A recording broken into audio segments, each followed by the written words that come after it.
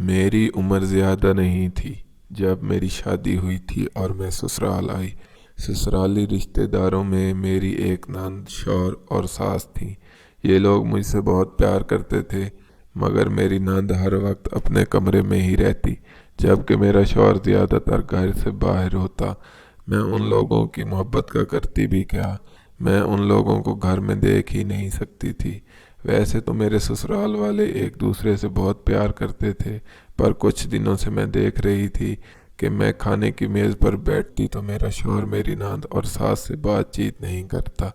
मैंने उनसे कई बार पूछने की कोशिश भी की कि ऐसा क्या हुआ है। उन लोगों ने मुझे कोई बात नहीं बताई। जब एक दिन मैं अपने कमरे में सो रही थी, मुझे ऊंची ऊंची आवाज़ें आने लगी। मैं बहुत डर गई। मैं उठकर फौरन ही बाहर आई। मैंने देखा कि ये आवाज़ें मेरी अपनी नंद के कमरे से आ रही थी। मैं फौरन ही भागकर वहां पहुंची, पर बाहर मेरी सास आ गई। मुझे देखते ही बोली, बेटी तुम यहाँ क्या कर रही हो? मैंने गौर से सुनने की कोशिश की। मैंने देखा कि अंदर मेरे शौहर की आवाज़ आ रही थी। वो शायद रो रहा था या न जाने क्या, पर बहुत जज्बाती सूरत हाल थी। मैंने सुनने की कोशिश की, पर मेरी सास ने मुझे वहाँ कान लगाने तक नहीं दिया। बोली, चलो बेटी, तुम्हारे काम की बात नहीं है। मेरी सास मुझे खींचकर मेरे कमरे तक ले आई। मैं हैरान परेशान थी कि आखिर ऐसी क्या बात है जो ये लोग मुझे बता नहीं रहे। फिर मैं अपने कमरे में ही रही। काफ़ी देर के बाद हमाद अपने कमरे में आए तो कुछ परेशान से थे। उनका चेहरा लटका हुआ था, ऐसा लगता था जैसे वो अभी ज़मीन पर ढह जाएंगे। पर मुझे बहुत परेशानी हो रही थी। मैं उनसे पूछ नहीं सकती थी क्योंकि मेरी सास ने मुझे मना किया था। बहरहाल मैंने उनका सरोगैर दबाया और फिर वो सो गए। थोड़ी देर के बाद भी सोने के लिए लेट गई। सुबह उठी तो घर का माहौल अजीब था। मेरी नंद और सास भी आपस में बात नहीं कर रही थी। मेरी सास नंद की तरफ शिकवा नुमा निगाहों से देख रही थी, और फिर मेरे शौहर ने उनके साथ नाश्ता भी नहीं किया। मुझसे कहने लगे कि जाओ, जाकर नाश्ता ला कर दो। आज मैं नाश्ता तुम्हारे साथ कमरे में ही करूँगा। मैं मजबूरन गई और जाकर नाश्ता डालकर कमरे में ले आई। मेरी सास ने मुझे मना नहीं किया, वरना इससे पहले अगर मैं ये हरकत करती तो वो शायद मुझ पर ही शक करती। लेकिन वो जान गई थी कि रात वाले वाक़ये की वजह से हमाद उनके साथ खाना नहीं खाना चाहते। मैं अपने कमरे में परेशान बैठी अपने शौहर के साथ नाश्ता कर रही थी। दिमाग में बहुत सारे सवालात थे, पर पूछ एक भी नहीं सकती थी। नाश्ता करने के बाद हमाद घर से चले गए। मेरी सास मेरे पास आई और अपनी चादर मेरे पाँव में रख दी। क्या हुआ है अम्मा? मैंने हैरत से पूछा। बेटी, मुझसे एक वादा करो, मेरी सास ने रोते हुए कहा। जी माँ जी, बताएं कैसा वादा करूं आपसे? तुम कुछ भी हो जाए मेरी बेटी और बेटे की लड़ाई के बारे में जुबान कभी नहीं खोलोगी, किसी को कुछ नहीं बताओगी, वादा करो। मैंने अपनी सास को हैरत से देखा। उस एक लम्हे वो मुझे पागल सी लगी। माँ जी, आप ये कैसी बातें कर रही हैं? मैंने ऐसा क्या देख लिया कि मैं जाकर दूसरों को बताऊंगी, या ऐसा भी क्या सुन लिया है? मैंने, आप बिल्कुल फिक्र ना करें, मैं जो भी करूंगी सही करूंगी। मैंने तो अपने शौहर से भी नहीं पूछा कि ये सब क्या था, और आप मुझसे ऐसी तवक्को रखती हैं कि मैं बाहर जाकर किसी को बताऊंगी। मेरी सास मुतमईन हो गई, पर वो बहुत परेशान लग रही थी। शाम तक मेरे शौहर घर नहीं आया। मैं बहुत परेशान हुई। मेरी सास और नंद को भी सख्त परेशानी हो रही थी। हमारे घर में और कोई मर्द नहीं था, हम आदि थे। वही आते तो घर का चूल्हा जलता, खाना पकता, लेकिन आज उनको गए हुए 12 घंटे गुजर गए थे। हम सब की परेशानियां अरूज पर थीं। मैंने अपनी सास से कहा कि मैं अपने शौहर को फ़ोन तो करवा दूं पड़ोस में जाकर, लेकिन मेरी सास ने मना कर दिया। यहाँ तक कि रात हो गई, हम अकेली औरतें कहाँ जाती। फिर मेरी सास के दिमाग में न जाने क्या आया। उन्होंने मेरी नंद को कमरे में बंद किया, बाहर से ताला लगा दिया और मुझसे बोली, चलो बेटी। मैं हैरान थी कि रात के इस पैर हम कहाँ जा रहे हैं। फिर मेरी सास काली चादर ओढ़े मेरे साथ ही चल पड़ी। ये रात के तकरीबन 9 बज रहे थे जब हम लोग करीबी थाने में पहुंच गए। تھانے کا ماحول عجیب سا تھا۔ میں نے دیکھا پولیس والے بھی بڑے خراٹے قسم کے تھے، ان کی توندیں نکلی ہوئی تھی۔ پولیس ہمارے معاشرے میں تحفظ کی نہیں بلکہ خوف کی علامت بن چکی ہے۔ بہرحال اماں نے جا کر سارا مسئلہ میرے شوہر کے بارے میں ان کانسٹیبل کو بتایا جو کہ پاس ہی بیٹھا تھا۔ اس کانسٹیبل نے بھی اماں کی بات پر کوئی توجہ نہیں دی، جبکہ سامنے بیٹھا آدمی اپنے کسی کام میں مصروف تھا۔ کہنے لگا، بی بی اپنا شناختی کارڈ نمبر لکھوا دو، میں تمہاری FIR درج کرتا ہوں۔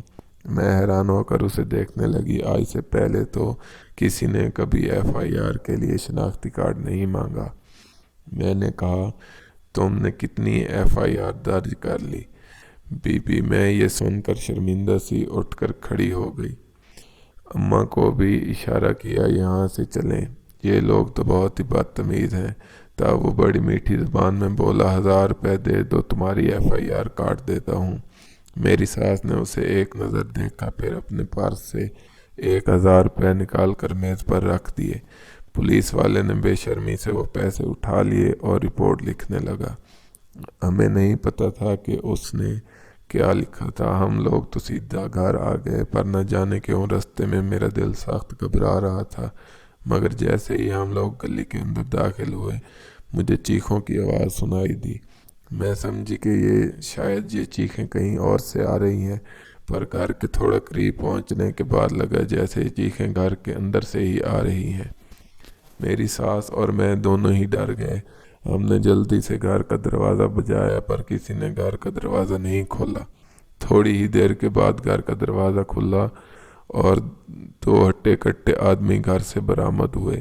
یہ دیکھ کر میری جان نکل گئی کہ میری نان کے ساتھ کیا ہوا ہوگا، جبکہ وہ گھر میں ہی موجود تھی۔ میری ساس روتی ہوئی اندر کی طرف آ گئی، لیکن صحن کا منظر ہم دونوں کے لیے بہت ہی خوفناک تھا۔ میرا شوہر جو کہ صبح سے غائب تھا، وہ صحن میں بے جان پڑا تھا۔ اس میں کوئی حرکت نہیں ہو رہی تھی، سانس بھی نہیں چل رہی تھی۔ میں نے اس کے دل کی دھڑکن سننے کی کوشش کی، پر دل دھڑکنا چھوڑ چکا تھا۔ یہ لمحہ بڑا ہی خوفناک ہوتا ہے جب آپ اپنے سر کو کسی کے سینے پر رکھیں اور وہاں دل کی دھڑکن سنائی نہ دے۔ میں اکثر اپنے شوہر سے مذاق کیا کرتی تھی کہ آپ کا دل میرے لیے بہت تیز دھڑکتا ہے، پر آج ان کے دل کی دھڑکنیں نہیں سنی تو مجھے لگا جیسے آسمان میرے سر پر آ گرا ہو۔ میں نے اور کچھ نہیں کیا، اپنی ساس کی طرف دیکھا شکوہ بھری نظروں سے کہ یہ سب کچھ ان کی وجہ سے ہوا، لیکن وہ مجھے وقت پر بتا نہیں سکی۔ ضرور کوئی بات اندر ہی اندر چل رہی تھی اور انہوں نے سب کچھ مجھ سے چھپایا۔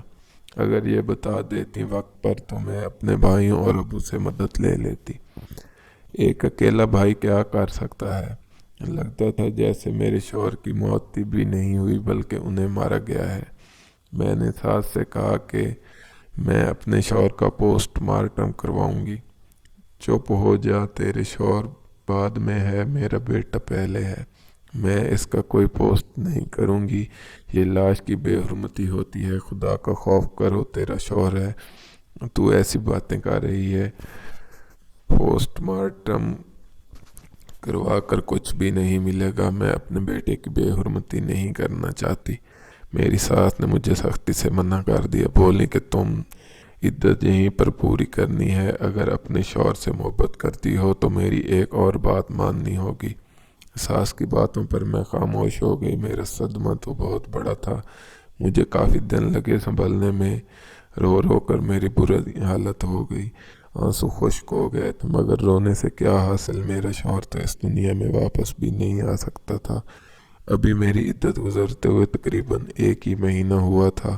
ایک دن میں اپنے کمرے میں بیٹھی تھی، شام کا وقت تھا کہ میری ساس میرے پاس آئیں اور بولی، میری بیٹی، اگر میں تمہیں ایک ایسی چیز دوں جس پر تمہارا اعتراض ہو پر تم اپنے شوہر کی محبت میں قبول کر لو تو کیا تم میری بات مان لو گی؟ میں اپنی ساس کو حیرت سے دیکھنے لگی۔ اب کیا رہ گیا ہے ماں جی، آپ کی ہر بات مان لی، میں نے اعتراضاً کہا۔ میں جانتی ہوں تم مجھ سے خفا ہو کہ تمہارے شوہر کے قاتل پکڑے نہیں گئے، لیکن پیاری بیٹی، اگر تم میری کوئی اور بات کا مان رکھ لو تو میں زندگی بھر کے لیے تمہاری مرید ہو جاؤں گی۔ تمہاری دوسری شادی کا بندوبست بھی خود ہی کروں گی۔ دوسری شادی کا سن کر مجھے بڑا عجیب لگ رہا تھا۔ اس شخص سے نفرت ہو رہی تھی جو میرا دوسرا شوہر بنے گا۔ میں نے خاموشی اختیار کر لی۔ پھر میری ساس نے مجھ سے کہا کہ کیا تمہیں ایک بچہ چاہیے جس کے سہارے تم ساری عمر گزار سکو؟ اگر تم نے دوسری شادی نہیں کرنی اور تم کسی بچے کی ماں بن جاؤ، دنیا کے سامنے یہی مشہور ہو جائے گا کہ یہ بچہ تمہارا ہے۔ میں بھی کبھی اس بات پر تمہارا ساتھ نہیں چھوڑوں گی، ہمیشہ تمہارا ساتھ دوں گی۔ تو بتاؤ، کیا تم کسی بچے کو قبول کر لو گی؟ میں ابھی چپ ہی تھی کہ انہوں نے ایک سفید گٹھڑی میری طرف بڑھائی۔ میں نے اس گٹھڑی کو کھول کر دیکھا۔ اس میں ایک خوبصورت ننھا منھا بچہ تھا جو میری طرف دیکھ کر مسکرا رہا تھا۔ اسے دیکھتے ہی میرا دل پگھل گیا۔ اس کی طرف دیکھ کر ہنس پڑی۔ میں نے کہا، ماں جی، یہ بھی کوئی آزمائش ہے؟ بھلا یہ تو ایک تحفہ ہے جس سے میں دن بھر کھیل سکتی ہوں۔ ماں جی بھی ہنس پڑیں اور بولیں کہ بس میں نے تمہیں یہی دینا تھا، تم اسے پال پوس کر بڑا کرو اور اپنے پاس رکھو، پھر تم بھلے دوسری شادی نہ کرو، تمہارے ماں باپ کچھ بھی نہیں کہیں گے، اور تم سسرال میں بھی رہو تو کوئی نہیں تانا دے گا، نہ تمہیں واپس بلائے گا۔ ویسے بھی یہ نہیں کہتی کہ بیٹیاں ماں باپ پر بوجھ ہوتی ہیں، ہم پر ذمہ داری ضرور ہوتی ہے ان کی۔ تم اپنے ماں باپ کے گھر جاؤ گی تو وہ تمہارے لیے دوسری شادی کی کوشش کریں گے۔ اس سے اچھا ہے کہ تم یہیں بیٹھ کر اپنا بچہ پالو اور یہی سمجھو کہ یہ بچہ تمہارے شوہر کا ہی ہے۔ اس بات پر میں ذرا چونک گئی۔ کیا مطلب ماں جی؟ میں کیسے سمجھ لوں کہ یہ بچہ میرے شوہر کا ہی ہے؟ بس بیٹی، مجھ سے کچھ نہ پوچھو، تم نے وعدہ کیا تھا کہ تم میری بات پر چپ رہو گی، میرا ساتھ دو گی۔ اب مجھے مجبوراً خاموش ہو گئی۔ کیا کرتی، کیا کہہ سکتی تھی؟ میری ساس مجھے سچ بتانا ہی نہیں چاہتی تھی، پر میں نے دل میں سوچ لیا تھا کہ سچ تو میں جان کر رہوں گی۔ اگر یہ بچہ میرے شوہر کا ہے تو پھر اس کی ماں کون ہے؟ ساس کے جانے کے بعد میں نے اٹھ کر بچے کو بستر پر آرام سے لٹا دیا۔ اس کے لیے دودھ بنانے کچن میں چلی گئی، جہاں پر میری نند پہلے سے ہی کھڑی تھی۔ مجھے دیکھ کر اس نے نفرت سے منہ پھیر لیا۔ آئی تو میں اس سے بھی بات کرنا چاہتی تھی کہ کیا بات ہے صوبیہ، تم کیوں پریشان ہو اور کس بات پر پریشان ہو؟ کیا تمہیں کوئی گلہ ہے مجھ سے بات کیوں نہیں کر رہی ہو تم؟ تمہارا رشتہ تو پہلے ہی بہت پیارا تھا اور اب لگتا ہے جیسے ہم اجنبی ہو گئے ہیں۔ میری نند نے میری طرف دیکھا تو اس کی آنکھوں میں آنسو تھے۔ آپ سے کیا گلہ کروں بھابھی، بس مجھے آپ سے کچھ نہیں کہنا، مجھ سے دور رہیں ورنہ سب سچ جان کر آپ برداشت نہیں کر پائیں گی۔ اس کی یہ بات سن کر مجھے مزید تجسس ہونے لگا کہ آخر کیا بات تھی جو ہر کوئی مجھے پہیلیاں بجھوا رہا ہے۔ تم مجھے کچھ بتا دو، کیا ہوا تھا اس دن؟ میرے شوہر کی موت کیسے واقع ہوئی؟ کسی دن بتاؤں گی جب اماں گھر نہیں ہوگی۔ اماں کو تو میں ہی بھائی کی قاتلہ لگتی ہوں، لیکن ایسا کچھ بھی نہیں ہے۔ یہ کہہ کر میری نند کچن سے نکل گئی۔ میں تو سوچتی رہ گئی کہ کس سے پوچھوں اور کیا کروں۔ میرے گھر والوں کو پتہ چلا کہ میرے ہاں بچہ پیدا ہوا ہے۔ وہ بہت خوش ہوئے، کیونکہ میرا گھر میں زیادہ ویسے بھی آنا جانا نہیں تھا، اس لیے کسی نے مزید سوال نہیں کیے۔ محلے کے لوگوں کو بھی خوشی ہوئی کہ چلو، میرے شوہر نے جاتے جاتے ایک تحفہ تو دے ہی دیا۔ اب میں اپنی زندگی میں تھوڑی بہت مطمئن تھی، پر اپنی نند ساس کا رویہ بڑا عجیب رہتا۔ ایک دوسرے کی طرف دیکھنا بھی گوارا نہیں کرتی۔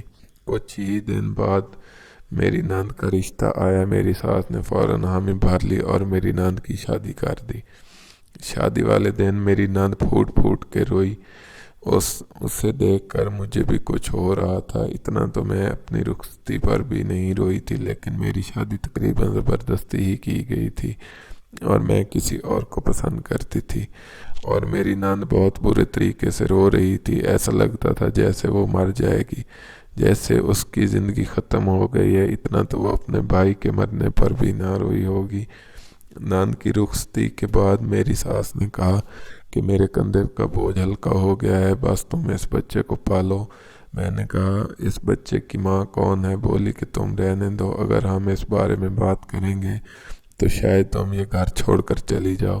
اب میری ساس نے اس قدر تجسس پھیلا دیا تھا کہ میں اس بارے میں جاننا چاہتی تھی کہ میرے بچے کی ماں کون ہے۔ اب میں دن بھر ساس کے ساتھ رہنے لگی، وہ کبھی باہر جاتی تو بھی ان کے ساتھ ہوتی۔ ایک دن ان سے ایک عورت ملنے آئی، میری ساس مجھ سے کہنے لگی کہ جا کے چائے بنا لاؤ۔ میں چائے بنانے گئی اور اس عورت کو بھی دیکھ چکی تھی، اس کا حلیہ میرے ذہن میں اتر چکا تھا۔ میں نے دیکھا وہ تیز میک اپ اور کپڑوں والی عورت کسی اور ہی دنیا کی لگ رہی تھی۔ امید ہے آپ سمجھ تو گئے ہوں گے کہ اس کا تعلق اس گھر سے تھا۔ میری پریشانی سے سوچا، لیکن اب کی بار پھر بھی بے بس تھی۔ میں نے سوچا اپنی بے بسی کو ختم کرتی ہوں۔ میں نے اس عورت کا پیچھا کرنے کی ٹھان لی۔ میری ساس گھر پر ہی تھی۔ میں نے کہا میں کچھ ضروری چیزیں لینے باہر جا رہی ہوں۔ میں اس عورت کے گھر سے نکلتے ہی اس سے پہلے نکل چکی تھی۔ تھوڑی دیر بعد جب وہ باہر نکلی تو یہ دیکھ کر حیران رہ گئی کہ وہ ایک برقعے میں ملبوس تھی۔ ادھر ادھر دیکھنے کے بعد اس نے گاڑی کو اشارہ کیا، وہ رک گئی اور یہ عورت اس میں بیٹھ کر جانے لگی۔ میں بھی ایک قریبی رکشہ پکڑ کر اس میں بیٹھ کر اس عورت کا پیچھا کرنے لگی۔ عورت کی گاڑی آگے آگے جا رہی تھی، اس کا پیچھا کرتے کرتے کافی دور آ چکی تھی۔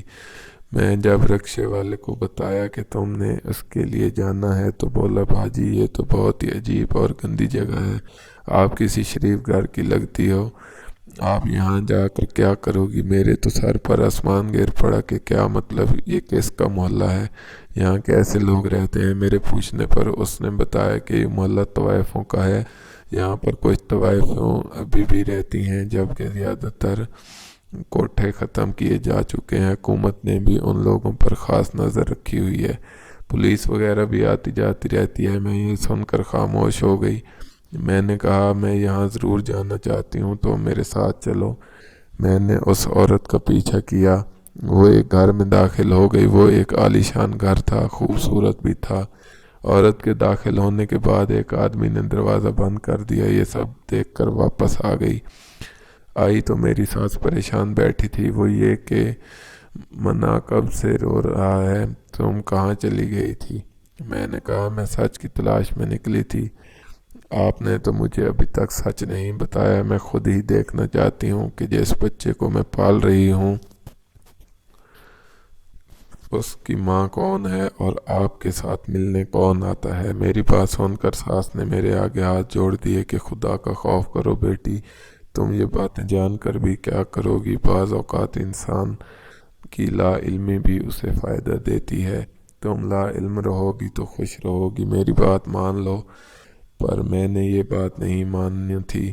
میں نے ساس سے صاف کہہ دیا اگر آپ مجھ سے کچھ نہیں بتاؤ گی تو میں یہ گھر چھوڑ کر چلی جاؤں گی۔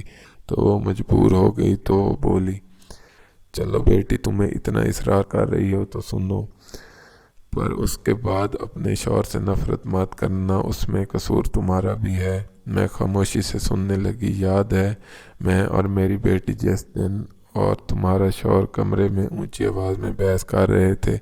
دراصل ہوا کچھ یوں تھا کہ کچھ دن سے میرا بیٹا بیٹی آپس میں لڑ رہے تھے، میں آتی تو چپ ہو جاتے۔ ایک دن میں نے اپنی بیٹی سے پوچھ لیا کہ تم دونوں میں کس بات کی لڑائی ہے؟ میری بیٹی نے مجھے بتایا کہ وہ ایک لڑکے کو پسند کرتی ہے، چاہتی ہے کہ وہ اس گھر آ کر ناشتہ مانگے، لیکن ایک مسئلہ ہے جو بہت ہی بھیانک اور بڑا مسئلہ ہے کہ یہ لوگ میرے بھائی کو جانتے ہیں اور جانتے بھی اس حیثیت سے ہیں کہ ان کی شہرت کچھ اچھی نہیں۔ میری بیٹی نے تفصیل میں بتایا کہ بھیا رات کے وقت اکثر کوٹھوں کے چکر لگاتے ہیں، وہاں جا کر بیٹھتے ہیں اور ایک عورت کی زلفوں کے اسیر ہو گئے ہیں۔ یہ بات ان لوگوں کو بھی پتہ ہے جو میرا رشتہ لے کر آنے والے ہیں۔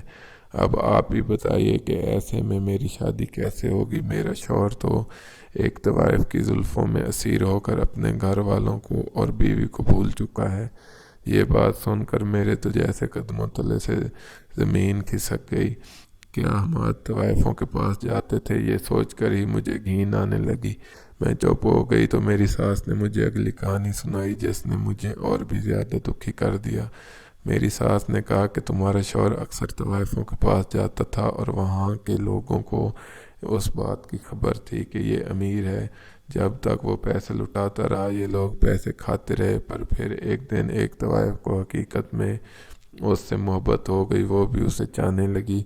میرا بیٹا اس لڑکی کو بھگا کر کہیں دوسری جگہ لے گیا، وہاں پر وہ اس کے ساتھ رہا یہاں تک کہ اس کی اولاد بھی پیدا ہو گئی، اور اسی دوران لوگوں کو خبر ہوئی کہ ہماری لڑکی کو بھگا کر لے جایا گیا ہے۔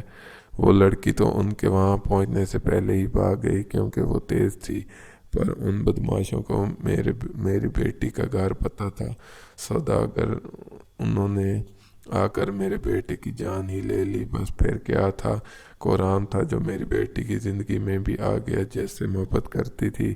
اس کے خاندان نے یہی کہا کہ یہاں تو قتل تک ہوتے ہیں، طوائف زادیوں سے محبت شریف لوگوں کا کارنامہ نہیں ہوتا۔ بس یہ کہہ کر انہوں نے میری بیٹی کا دل توڑ دیا۔ میری بیٹی ان کی بیٹے سے محبت کرتی تھی، جبکہ وہ لڑکا اپنے ماں باپ کی مرضی پر بھی چلتا، ان کی دعائیں لے کر شادی کرنا چاہتا تھا۔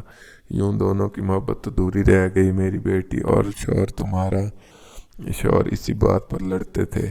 وہ آج جب کہ وہ چلا گیا، میری بیٹی کی شادی ایک ایسے لڑکے سے ہو گئی جسے وہ پسند نہیں کرتی، پر وہ بہت اچھا اور معقول انسان ہے۔ مجھے یقین ہے ایک دن وہ ایسی خوشی زندگی گزارنے لگیں گے، پر ابھی اس وقت میں دیر ہے۔ میری ساس نے مجھے بتایا کہ وہ بچہ بھی اسی طوائف کا ہے۔